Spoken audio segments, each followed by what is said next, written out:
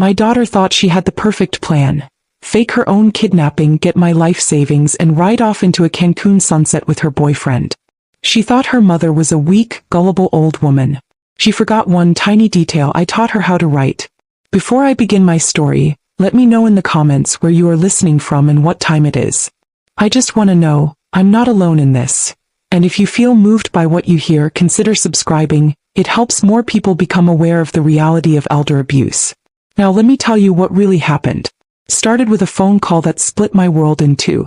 One moment I was a 68-year-old grandmother, sitting in the quiet afternoon light of my living room, contemplating the simple, pleasant task of mending a tear in my granddaughter's teddy bear. The sunlight, warm and golden, streamed through the bay window, illuminating the dancing dust motes and the familiar comfort of my home. The needle felt solid and precise in my fingers. I was thinking about what kind of cake Imani would want for her 10th birthday next month. Chocolate probably. Always chocolate. The next I was a raw nerve ending, a vessel of pure animal terror. The phone's ring wasn't its usual cheerful chime. It felt like a shriek, an alarm tearing through the peaceful fabric of my home, shrill and demanding. I picked it up, a simple hello, on my lips. There was no greeting in return. Only a voice, metallic and distorted as if scraped through a cheese grater. A voice that belonged to no one and everyone, the anonymous sound of nightmares. "We have your daughter, Kyla." It rasped, each word a separate stone dropped into the placid pool of my life. The world tilted. The needle and thread fell from my hand, clattering unheard onto the hardwood floor. My breath hitched. The voice continued, cold and devoid of any human inflection, laying out the terms of my new reality with the detached air of a dispatcher reading a traffic report. "She's safe for now. But her continued health is dependent upon your cooperation." Then came the sound that shattered the last of my composure, the sound that would echo in my mind for days. It was a recording, tinny and full of static, but unmistakably Kyla. She was crying. A desperate, broken sound that clawed at my soul, a sound I hadn't heard since she was a small child who'd fallen from her bike. "Mama, please," she sobbed, a single muffled plea before the synthesized voice cut back in with brutal finality. "The price for her return is $250,000. Your life savings. You will get a note with instructions. No police, no tricks. You have 24 hours. The line went dead, but the silence it left behind was louder than the screams trapped in my throat. I couldn't breathe. My heart was a wild bird beating itself against the cage of my ribs, frantic and painful. The room swam, the edges blurring into a dark, meaningless tunnel. My daughter. My Kyla. My mind flashed with images of her as a little girl, all pigtails and skinned knees, running to me for a hug, her face buried in my skirt. The memory was so vivid, so full of sunshine and laughter, that it made the present horror feel like a physical blow, knocking the air from my lungs. The world outside my windows ceased to exist. There was only the cavernous, echoing silence of my house and the phantom sound of my daughter's weeping. How could this be happening? Kidnappings were things you saw on the news, tragedies that happened to other families in other cities. They weren't supposed to crash into the quiet life of a retired school guidance counselor in a sleepy suburban neighborhood. I stumbled to the front door, my legs moving as if through deep water, each step in monumental effort. It was there, taped to the wood, a plain white envelope stark against the dark green paint. My hands shook so violently I could barely work the tape free, my fingers clumsy and useless. I fumbled it open, tearing the paper in my haste. The note inside was written in a crude, heavy scrawl, the words pressed hard into the paper as if by a hand filled with rage. It was a list of instructions, an account number for a wire transfer, a warning. "No cops. We're watching. One mistake and she's gone." The letter seemed to jump and writhe before my eyes, the words themselves imbued with a malevolent life. This piece of paper was a death sentence, a ransom for the life of my child. For the first few hours I was not a rational human being. I was an engine of pure panic. I paced the floor, a path worn into the rug by decades of worry, but this was a new dimension of fear, an alien landscape of terror. I called the bank, my voice a strangled, unrecognizable whisper. I tried to explain the situation without explaining it, babbling about a family emergency, a critical medical crisis. The polite, professional voice on the other end, a young man named Todd, was an anchor to a world I was no longer a part of. The world of rules and business hours and transfer limits felt like a cruel, bureaucratic joke. "Ma'am, a transfer of that size requires certain protocols," he said, his voice maddeningly calm. "We'll need you to come into the branch to sign the authorization, and there's a mandatory 24-hour hold for amounts over $10,000 for security purposes." "No, you don't understand," I pleaded, tears streaming down my face. "I need it now. It's a matter of life and death." "I understand your urgency, Mrs. Vaughn," he said, though his tone made it clear he didn't, not really. "But federal regulations are in place to protect you." "Protect me?" I wanted to scream. I wanted to reach through the phone and shake him. My daughter's life was measured in minutes now, and he was talking about processing delays and federal regulations. I hung up, the frustration curdling with the fear into a toxic brew in my stomach. I looked around the room at the photographs on the mantel. Kyla at her high school graduation beaming, the tassel of her cap askew. Kyla holding her own newborn daughter Imani, a look of exhausted awe on her face. Where had that girl gone? When had the light in her eyes been replaced by the desperate, hunted look she'd worn for the past few years? And him, Franklin. His picture wasn't on the mantel, but his presence was a ghost in the room, a chill that had nothing to do with the autumn air. I thought of his slick smile, the way his eyes never seemed to join in. The way he looked at my things at my house not like a guest but like an appraiser cataloging assets. I remembered the last time they were here for dinner. I had mentioned offhandedly that my annuity had finally paid out, and that the money was safely put away for Imani's college fund. Franklin's eyes had flickered towards my bedroom, where the safe was hidden in the closet, just for a second, but I had seen it. At the time, I dismissed it as a flicker of the overhead light. Now the memory felt sinister. A cold dread, separate from the immediate terror, began to seep into the edges of my panic. But I pushed it down, burying it deep. I had to. To think of anything other than saving Kyla felt like a betrayal. I was her mother. My only function, my only purpose in this new, horrifying world, was to get her back. I was ready to burn everything I had to the ground, to walk away with nothing but her, safe and sound. I would have given them my soul. The human mind is a strange and resilient thing. It can withstand a hurricane of terror, but it can also be undone by a single quiet drop of doubt. For hours the hurricane raged. I was a ship tossed in a storm, my only direction dictated by the kidnapper's demands. I sat at my dining room table, the ransom note laid out before me like a sacred, terrible text. I stared at it, memorizing the account number, the deadlines, the threats, until the ink seemed to bleed into the wood grain. The bank had called back, a manager this time, a woman with a more compassionate voice. She had listened to my frantic pleading and agreed to expedite the paperwork, though the hold was non-negotiable. "The funds will be ready for transfer tomorrow afternoon, Mrs. Vaughn," she had promised. All I had to do was give the final authorization. My hand hovered over the phone, my salvation and my ruin in one plastic shell. But I didn't pick it up. Something was holding me back.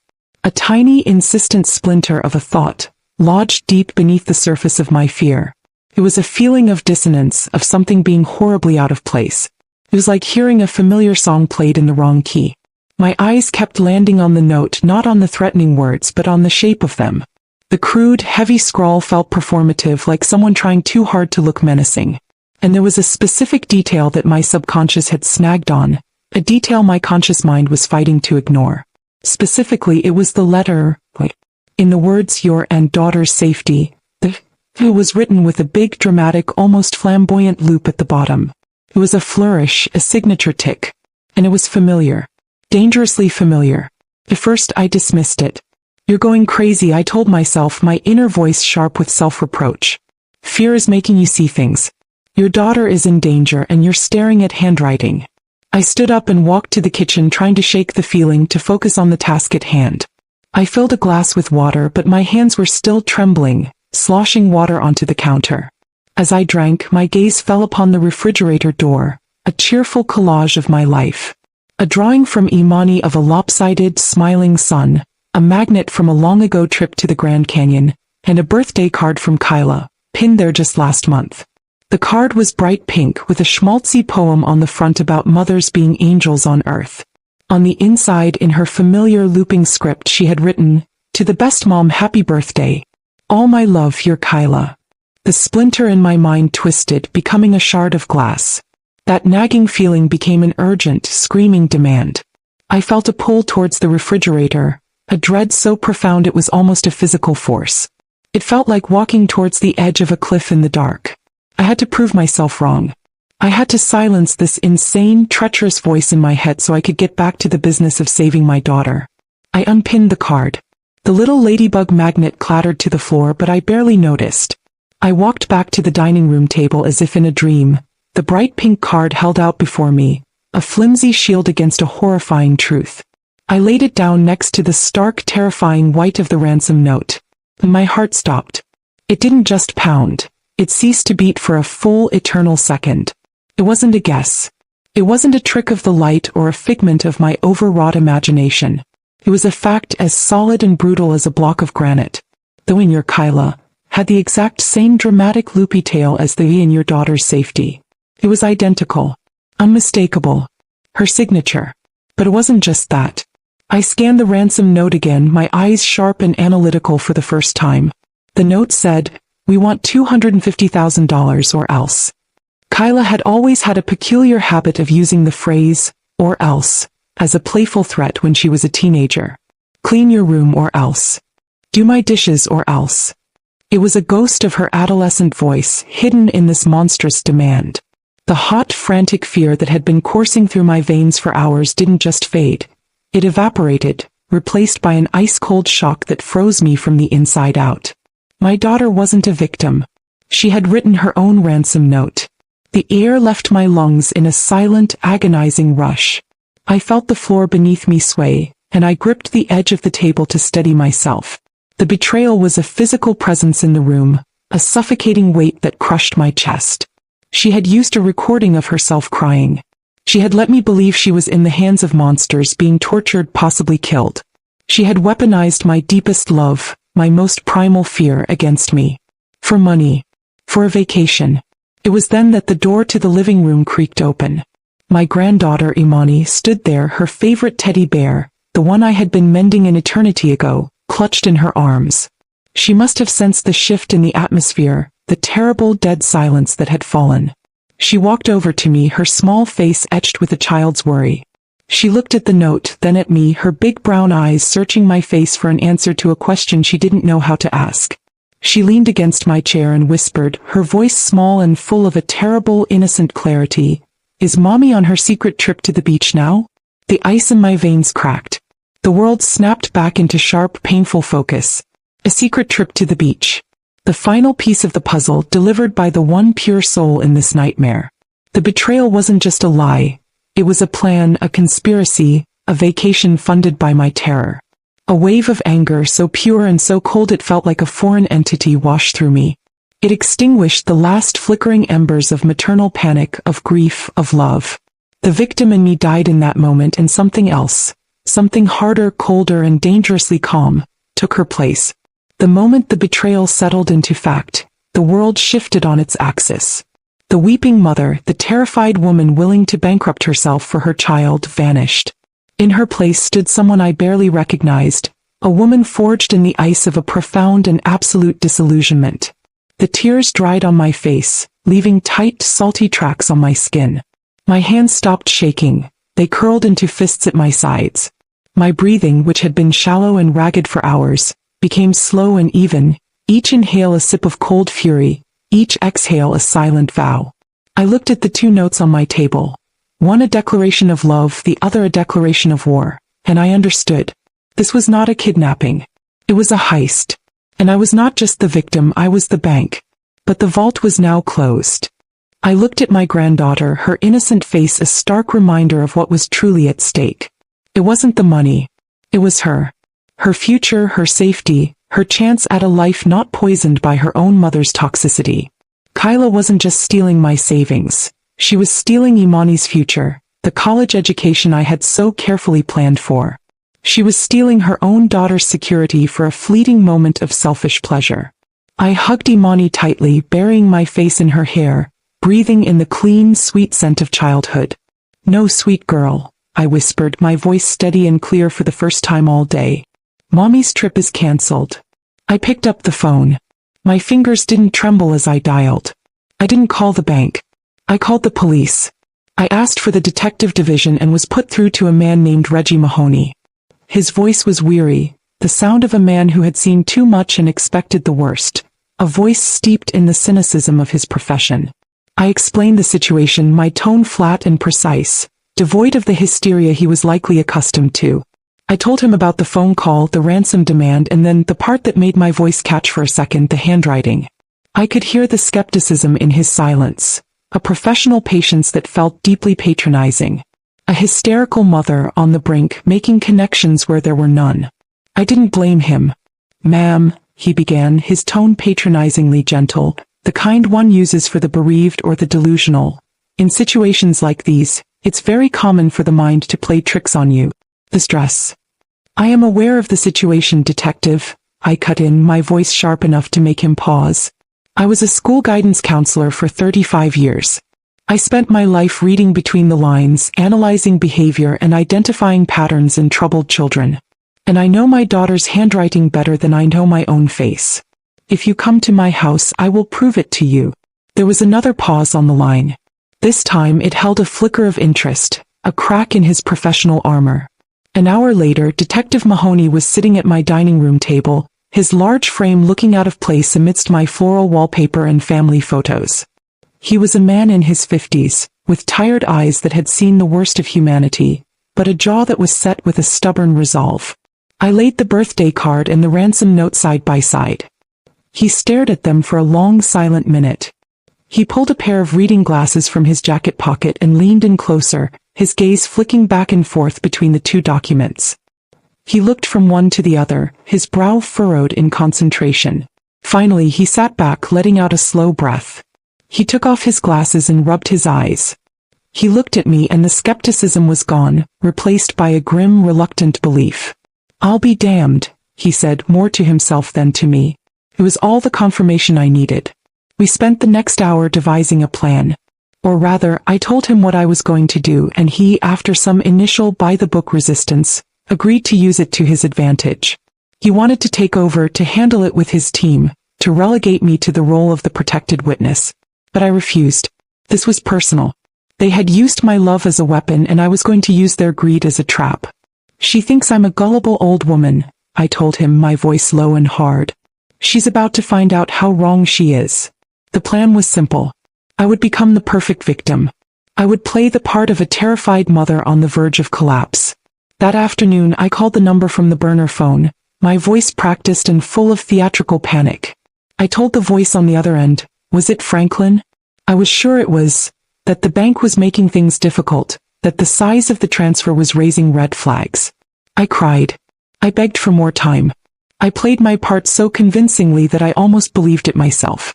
All the while, Detective Mahoney's team was in an unmarked van down the street, using my prolonged communication to trace the burner phone signal and put a forensic microscope on the international bank account they had so foolishly provided. For 2 days I lived a double life. By day I was grandma, a bastion of normalcy and comfort. I baked cookies with Imani, the sweet smell of chocolate chips a strange counterpoint to the bitter taste of my anger. We read her favorite stories, her small body curled up against mine, and I fought to keep my voice from shaking. I had to shield her from the sinister undercurrents in her own home, a task that felt like holding back a tidal wave with my bare hands. But in the stolen moments when Imani was asleep or watching cartoons, I was a hunter. I exchanged tense, carefully worded texts with my daughter's kidnappers. I fed them a steady stream of information about my fictional struggles with the bank, building a narrative of a desperate woman on the edge of compliance. Every message was a carefully placed stone in the path leading to their capture. I felt a strange, cold power in the deception. I was no longer a pawn in their cruel game. I was controlling the board. The fear was still there, a constant low hum beneath the surface, but it was overshadowed by a chilling, razor-sharp focus. I was weaving a web, and with every passing hour, I could feel it drawing tighter around them. The waiting was the hardest part. For 48 hours, I existed in a state of suspended animation, my life paused between the terrible beginning and the uncertain end. The house became a pressure cooker of tension. Every ring of the phone sent a jolt of adrenaline through me, my heart leaping into my throat. Every text message from them was a performance, A careful dance of deception where one wrong step could mean they'd disappear forever. I moved through my house like a ghost, the silence stretching into an unbearable taut wire. I was exhausted, but I couldn't sleep. My mind was a battlefield, replaying every conversation, analyzing every choice, praying I hadn't made a mistake that would allow them to slip through my grasp. I caught myself almost breaking character once. Franklin called, his synthesized voice demanding an update, and Imani walked into the room. I had to turn away, pretending to cough, to hide the cold, hard expression on my face, replacing it with a mask of trembling fear before I spoke again. The call that changed everything came on the third day. It was Detective Mahoney. His voice was calm, professionally detached, but underneath it, I could hear the satisfaction of a successful hunt. "We got them, Patrice," he said simply. The words didn't bring the flood of relief I had expected, the joyous release I had seen in movies. Instead, I felt a profound, hollow emptiness, as if a vital part of me had been scooped out, leaving a cold void. This wasn't a victory. It was the tragic, necessary conclusion to a family's implosion. "What happened?" I asked, my voice barely a whisper as I sank into a kitchen chair. The account they used was linked to a series of bookings made under a false name, but the digital trail was sloppy. "Amateurs," he explained with a hint of professional disdain. "Led us right to a luxury resort in Cancun. The Casa de Sueños. House of Dreams. Can you believe the nerve?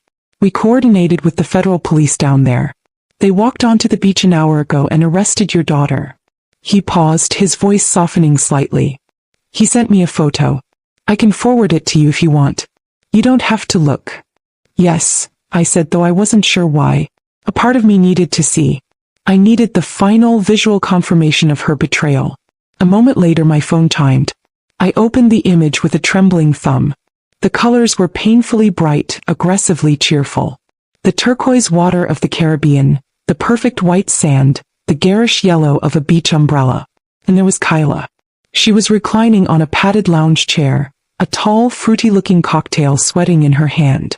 Her head was thrown back in laughter, her face tilted towards the sun, her designer sunglasses pushed up on her head. She looked carefree, radiant, and utterly monstrous. Just out of frame, two uniformed officers were approaching her, their expressions impassive, their dark uniforms a stark intrusion on the sun-bleached scene. The photo captured the last second of her stolen paradise before it shattered. I stared at her face, the face I had loved and nurtured for 31 years, the face I had once thought was the most beautiful in the world, and I felt nothing but a deep, sorrowful pity. The emptiness in my chest deepened into a chasm. "But the story isn't over," Mahoney's voice brought me back from the beach. "Franklin wasn't with her. We tracked his phone to a motel just outside the city limits here. A real dive. He was the one coordinating. As soon as the arrest went down and the account was frozen, he went dark. He's a cornered animal now, Patrice. And cornered animals are predictable. He's a narcissist with a history of violence. He's not going to accept failure. He's going to blame someone. And that someone is you. He's going to think you have the money, or that you're the one who stopped the transfer." A new kind of fear, sharp and immediate, pierced through the hollow ache. This wasn't the abstract terror of a kidnapping. This was the concrete fear of a violent man with a target on his back. "What do you mean?" I asked, my throat dry. "I mean he's coming for you," Mahoney said, his voice grim and devoid of any ambiguity. "But we'll be ready for him. I have a team 2 minutes from your location. They're sitting in an unmarked utility van down the block. Just stay calm. Lock your doors. And if he shows up, you do exactly what we discussed. Can you do that?" I looked around my quiet living room, the place that had always been my sanctuary, filled with a lifetime of memories. No longer felt safe. It felt like a stage set for the final violent act of this tragedy. I thought of Imani, sleeping peacefully in her room, her face soft and untroubled in the dim light from her nightlight, blissfully unaware of the monsters that walked in her own family. My resolve hardened into something unbreakable. This wasn't just about justice anymore. It was about protecting her. This was the wall I would not let be breached. "Yes," I said, my voice clear and steady, surprising even myself. "I can do that. Let him come." I hung up the phone and walked through the house, systematically locking every door and every window. I drew the curtains, plunging the house into a premature twilight. I turned down the lights until only a single lamp glowed in the living room. Then I sat in my favorite armchair, the one facing the front door, and I waited.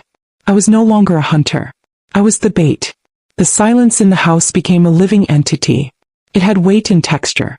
It pressed in on me, amplifying every tiny sound. The rhythmic hum of the refrigerator, the groan of the house settling in the cool night air, the frantic loud beating of my own heart against my ribs. I sat in the dim light, my body rigid, my hands gripping the armrests so tightly my knuckles were white. Every nerve ending was alight, screaming with anticipation. For 2 hours nothing happened. The world outside was quiet. A dog barked in the distance. A car passed, its headlights briefly sweeping across my drawn curtains. I began to wonder if we were wrong, if Franklin was smarter than we thought, if he had already fled, cutting his losses. The thought brought no relief, only the unsettling feeling of an unfinished story, a lingering threat. But then I heard it. The sound of a car engine, not passing by but slowing, then cutting abruptly in the street right outside. A car door slammed shut with a crack of finality that echoed in the stillness.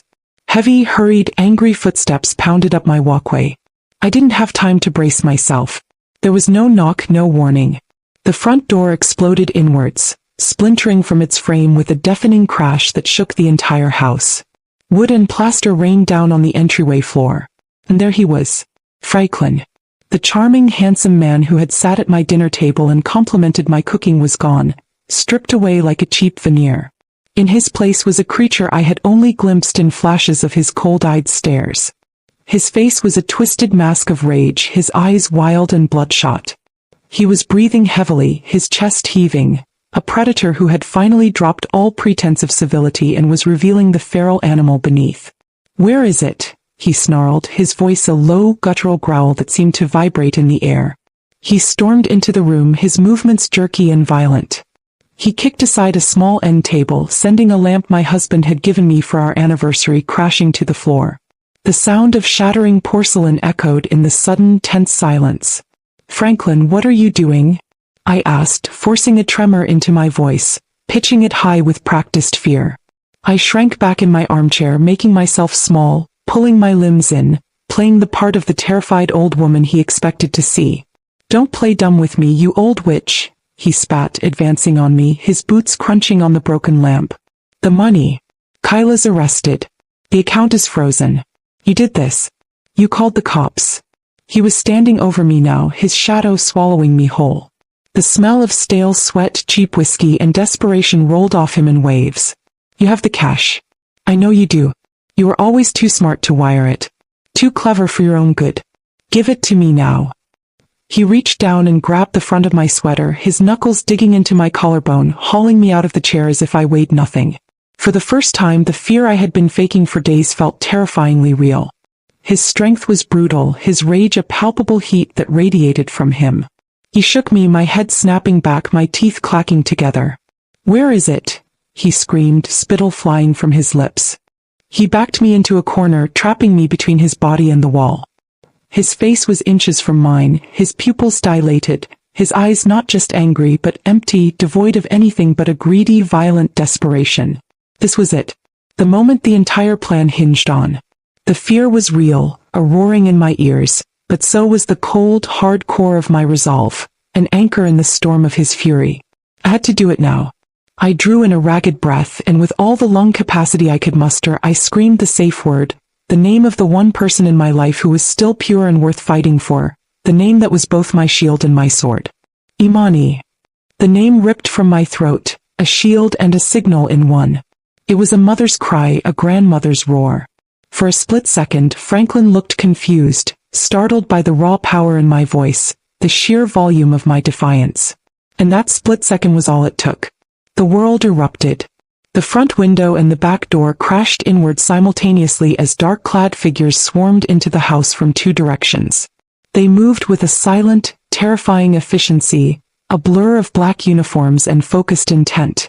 Franklin barely had time to turn, his mouth agape in a silent o of surprise, before he was tackled, a swarm of bodies driving him to the floor with a heavy final thud that shook the floorboards. He roared with fury and surprise, struggling uselessly against the overwhelming force, his rage turning to panicked disbelief. I watched, breathing heavily, leaning against the wall for support as they pinned him to the floor, cuffing his hands behind his back with a series of sharp metallic clicks. He was still screaming, not in pain but in pure, impotent rage. He was yelling threats, promises of what he would do to me when he got out, his voice muffled against the carpet. But his words were just noise now, the meaningless howls of a trapped animal.